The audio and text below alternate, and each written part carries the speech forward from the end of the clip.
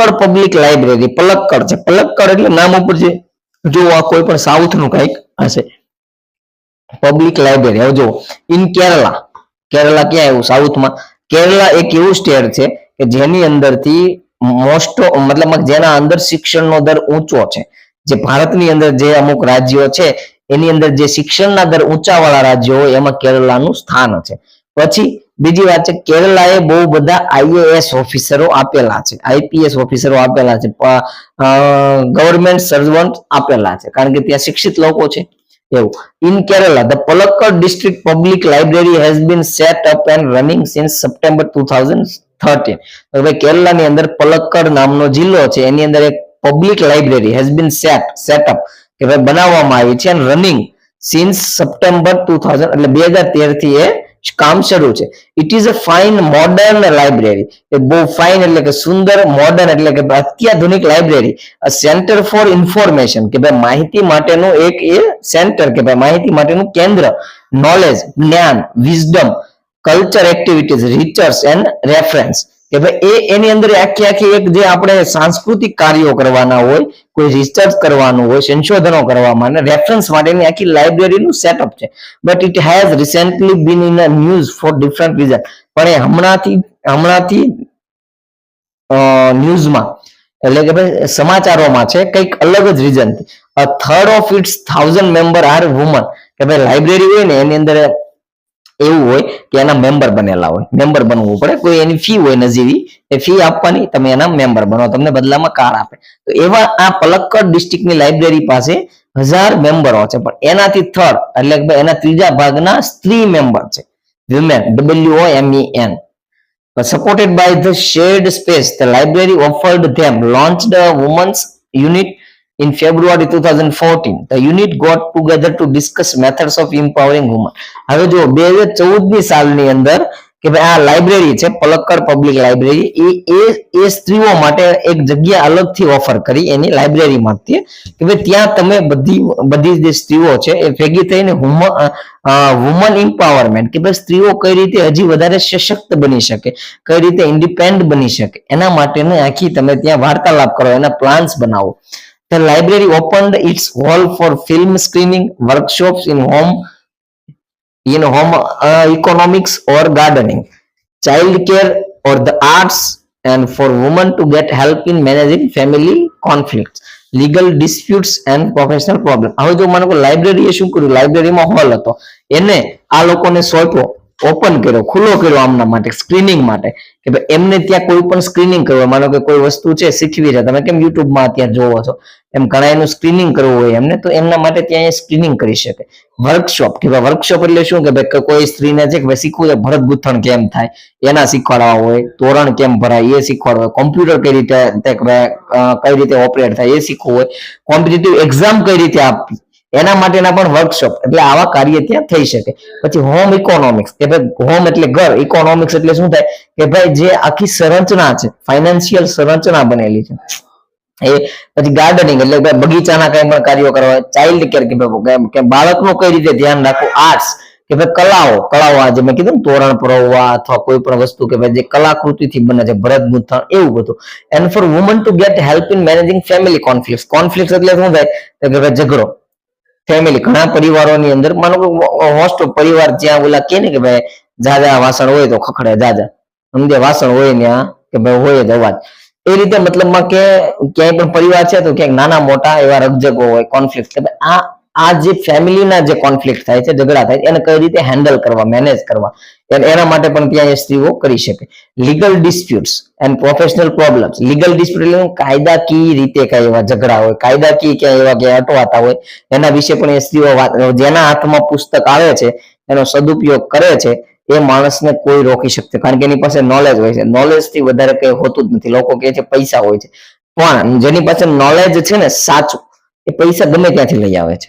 Ready. અને જે પૈસા વાળા બન્યા છે તો પણ એ નોલેજ થી જ બન્યા છે. એમની પાસે હા આપણે કહીએ કે ભાઈ ઘણા લોકો છે તો ભાઈ એ નથી ભણેલા, એ નાપાસ હતા અથવા એ અભણ છે અને એટલા સક્સેસ થયા છે, પણ એમની પાસે કયું નોલેજ હતું કે મારે સક્સેસ કઈ રીતે થવું, કઈ રીતે મારે મારા માટે ભણેલ માણસ કામ કરે, કઈ રીતે મારે શું કરવું, કઈ રીતે મારી જીગર આવી, કઈ રીતે એમની પાસે ગણિત હતું. એટલે એ લોકો ત્યાં ગયા છે, પણ નોલેજ એમની પાસે સક્સેસ થવાનું નોલેજ હતું. રેડી? એટલે નોલેજ બહુ મહત્વની વસ્તુ છે, એ પુસ્તકોમાંથી મળે છે. The secretary of the library pointed out that through reading, women would realize their own strength and force of unity.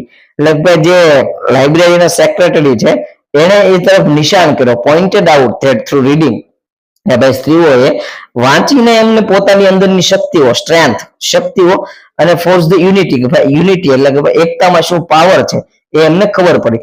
It was noted that the lending libraries of earlier times were disappearing and the present rural reading rooms were too often full of only male readers. હવે પેલા કેવું હતું કે it was noted, કે ભાઈ એ noted એટલે કે ભાઈ ધ્યાનમાં લેવામાં આવ્યું છે that the landing library, land LEND એટલે લેન્ડ એટલે કે આપવું, અને LAND લેન્ડ એટલે કે જમીન. રેડી? આ લેન્ડિંગ લાઇબ્રેરી. પેલા લાઇબ્રેરી કેવી રીતે? તમારું ત્યાં મેમ્બરશિપ હોય, તમે ત્યાં જાઓ, તમારે જે બુક જોતી હોય તમે લઈને વહી આવો, ત્યાં કે ભાઈ લખી લે કે ભાઈ ફલાણા ભાઈ ફલાણા બેન આ બુક લઈ ગયા છે, પછી પાછી તમારે વંચાઈ જાય, તમે ભાઈ એ બુકને જમા કરાવી દો, બીજી પાછી લઈ જાઓ. એટલે લેન્ડ કરતા, તમને એ ઉધાર આપતા લેન્ડિંગ લાઇબ્રેરીઝ હતી. એ પછી સમય સાથે એ ગાયબ મળી થવા, ડિસઅપિયરિંગ. શું કામ? કારણ કે પછી નવું કલ્ચર આવ્યું. અત્યારે તમે લાઇબ્રેરીમાં જાઓ ને તો તમે લાઇબ્રેરીમાં બેસીને વાંચશો, સમજે? એ નવું કલ્ચર આવ્યું. રૂરલ રીડિંગ રૂમ્સ, કે ભાઈ સિટી, રૂરલ એટલે city area type, rural reading rooms કે ભાઈ વાંચવા માટેના room, too often full of only male readers.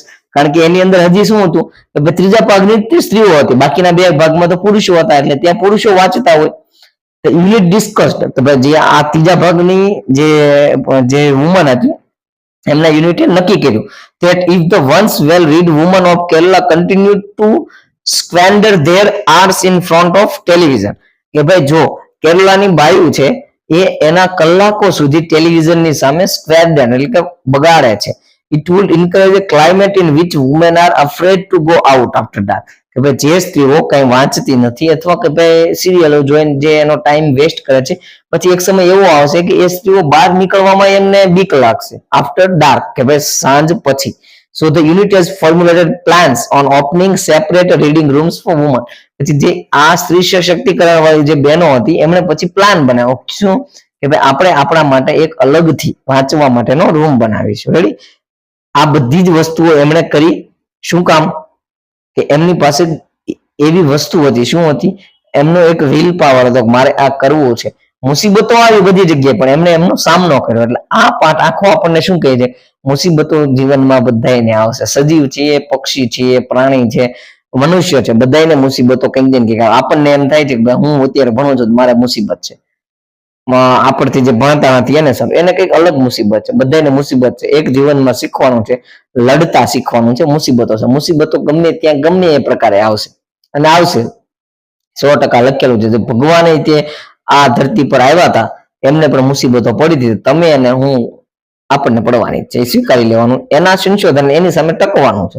એ આ પાઠ આપણને શીખવાડે છે. આ પાઠમાં ઘણા એવા અગત્યના વર્ડ્સ આવ્યા છે ઇંગ્લિશ. જો એ તમને કહું છું, રેસિડેન્ટ એટલે રહેવાસી. ઘણી વખતે તમે જોયું હોય કે ભાઈ જે અમુક શહેરોમાં એમ સોસાયટી નામ હોય એટલે એનું નામ હોય ભાઈ રેસિડેન્સી.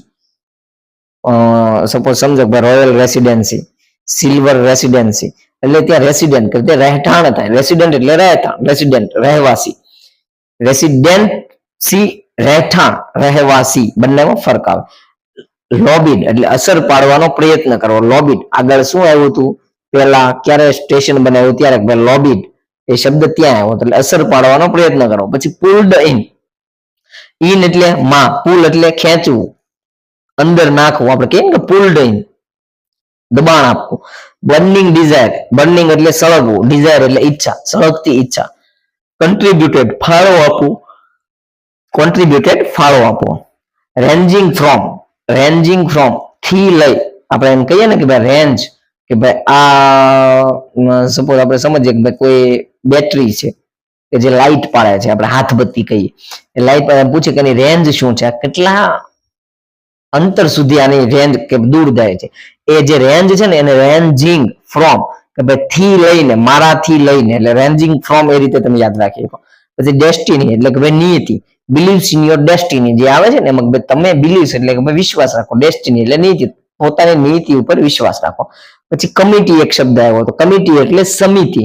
રિઝોલ્યુશન એટલે કે ભાઈ ઠરાવ, ઇફોર્ટ એટલે કે ભાઈ પ્રયત્ન, ઇફોર્ટલેસ, ઇફોર્ટ, આવા બધા વાક્યો, આવા બધા શબ્દો આવે છે. આ એટલા તમારે આમાંથી યાદ રાખવાના છે. બીજા પણ છે, પણ આ તમારા માટે નવા શબ્દો છે, આને યાદ રાખવાના છે આપણે, એટલે વધારે કાર્ય કરશે. રેડી? તો આની સાથે આપણે આપણું ચેપ્ટર 1 પૂરું કરીએ છીએ, અગેન્સ્ટ ધ ઓડ્સ. રેડી? હવે આનાથી પછી આગળમાં જે આપણે ભણવાનું છે એ ચેપ્ટર 2 આપણે આગલા ભાગમાં જોઈશું. આની સાથે આ ભાગ પૂરો કરીએ છીએ. ના સમજાય તો કોમેન્ટમાં લખી દેજો.